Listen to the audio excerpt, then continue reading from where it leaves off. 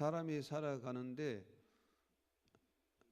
여러 가지 많은 일을 하지만 아마 마지막까지 가서 가장 인간에게 어려운 것이 말과 행동을 맞춰가는 것이 가장 어렵지 않겠나 그렇게 생각합니다. 중국의 왕양명이라는 분이 지행일치를 합해서 아는 것과 행위를 하나로 만들자 하는 합일로 지행일치를 강조했는데, 야고보는 신행일치, 믿음과 행위를 하나로 해야 된다 하는 신행일치를 강조한 사람이 야고보라고 하겠습니다. 우리가 살아가는데 이제 아는 것과 행함이 어떻게 연결될 수 있느냐, 아는 것이 어떻게 행위로 나타났냐에 따라서 아는 가치가 있다.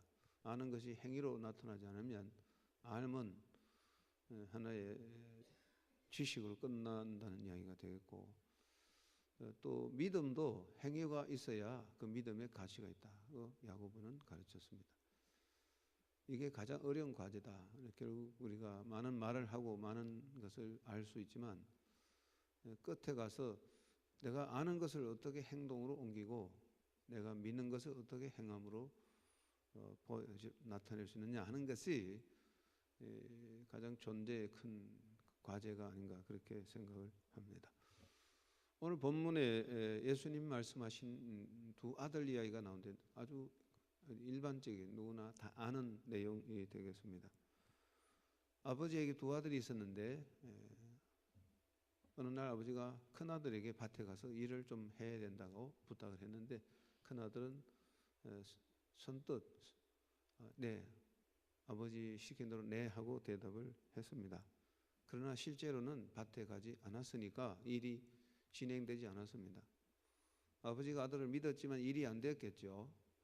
그러니까 둘째 아들에게 너는 네가 가서 좀 해라 했더니 둘째는 싫어요. 제가 왜 갑니까? 둘째는 다 그래요.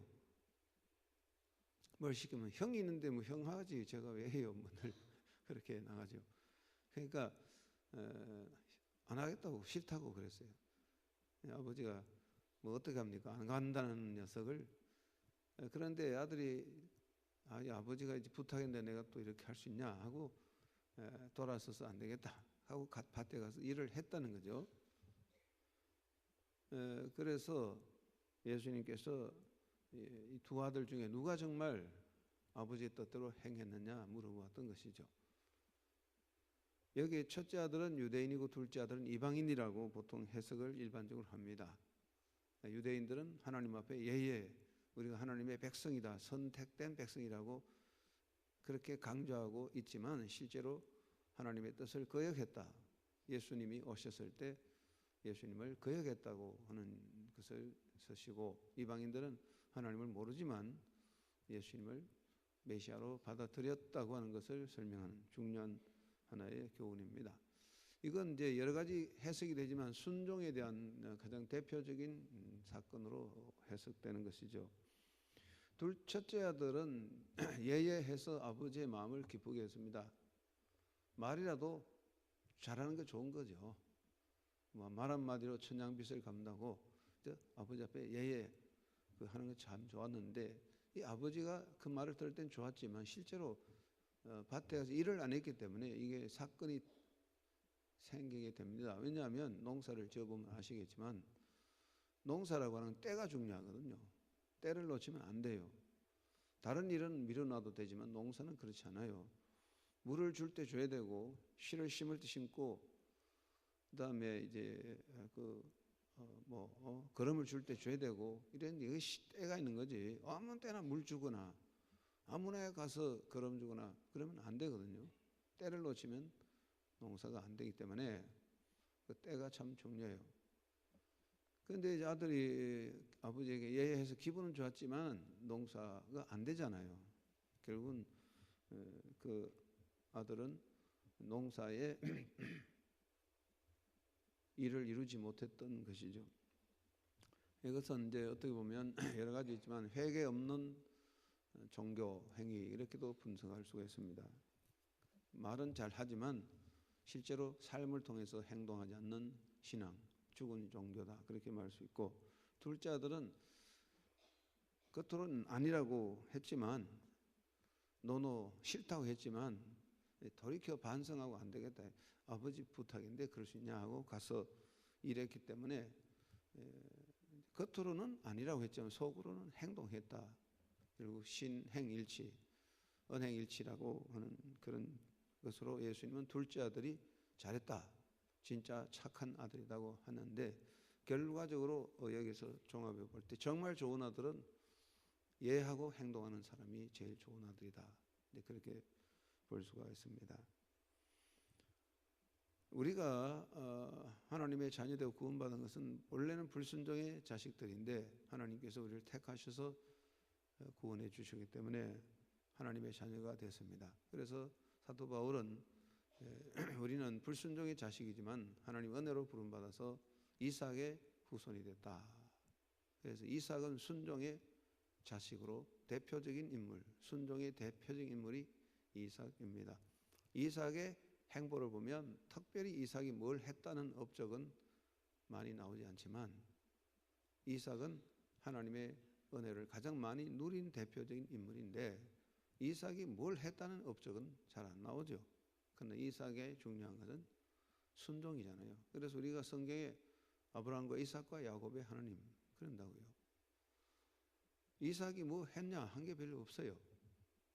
그렇지만 우리가 구약에 나오는 하나님을 말할 때 아브라함과 모세와 다윗의 하나님 그렇지 않고 아론과 이삭과 야곱의 하나님, 이삭이 들어간 것은 순종의 자식. 그래서 사도 바울은 이삭은 순종의 자식이고 우리는 이삭의 후예다.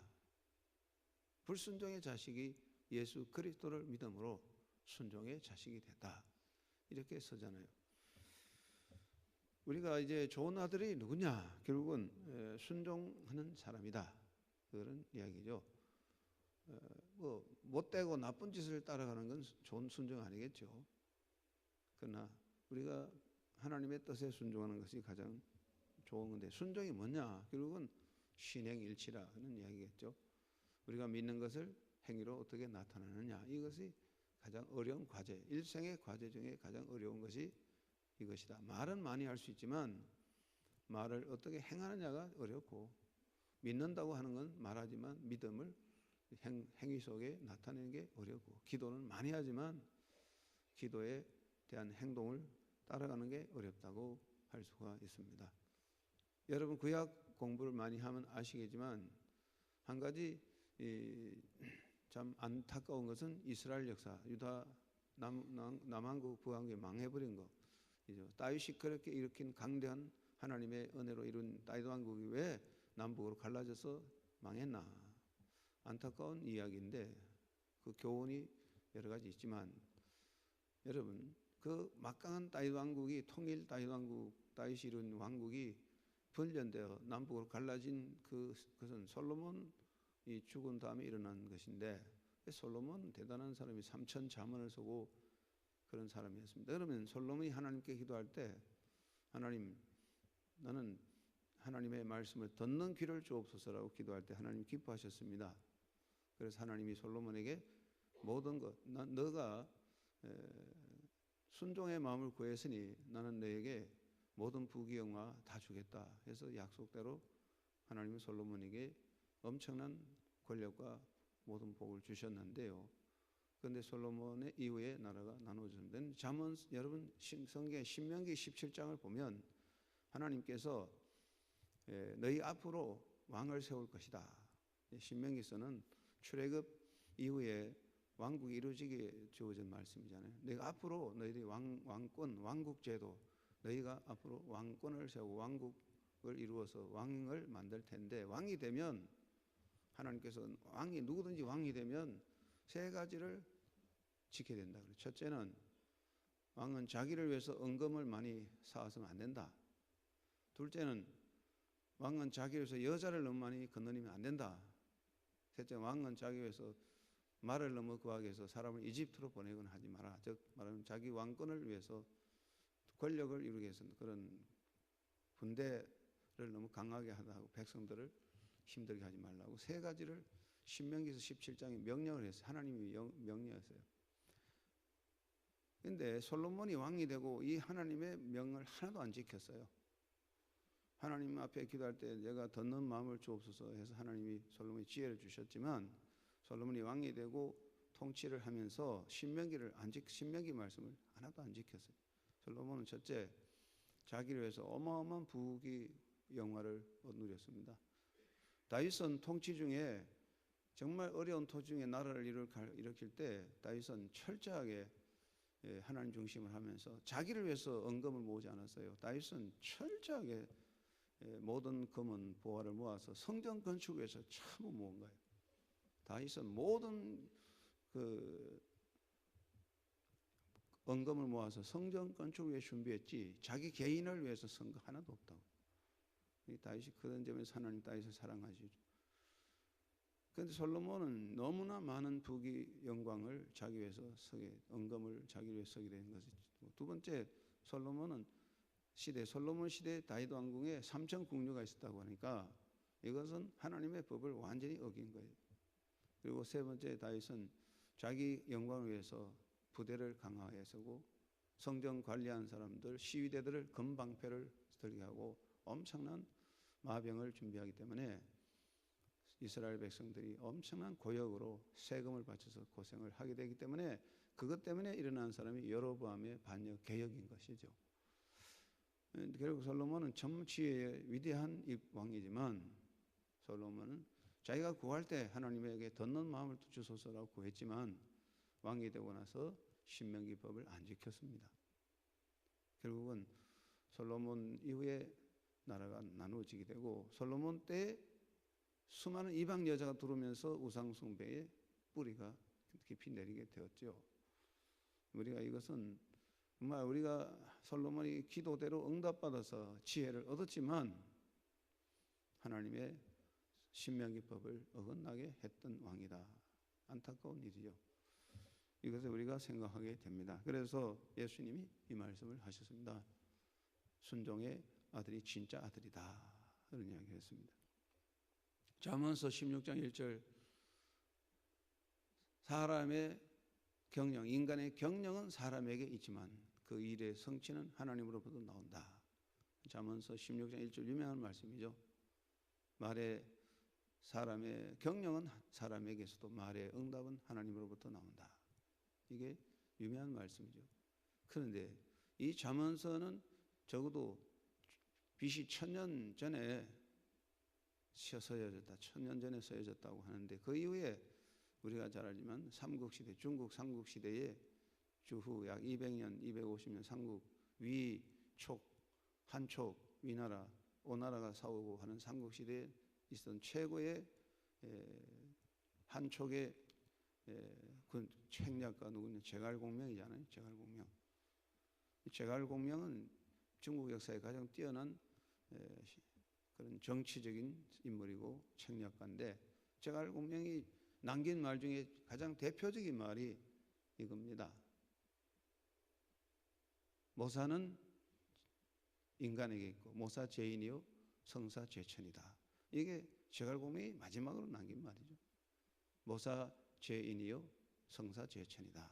일을 꾸미는 것은 사람이 하지만 일을 이루시는 것은 하늘에 있다. 이게 이제 제갈공명이죠.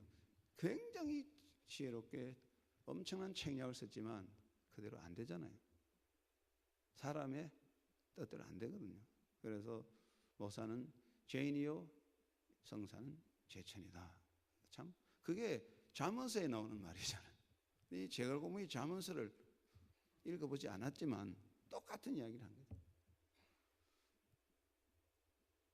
결국은 우리가 중국의 모든 사상, 공자의 사상을 다 분석해도 공자의 핵심이 뭐냐면 하늘의 뜻을 따르는 것. 순천자 흥, 역천자 망 이거지거든.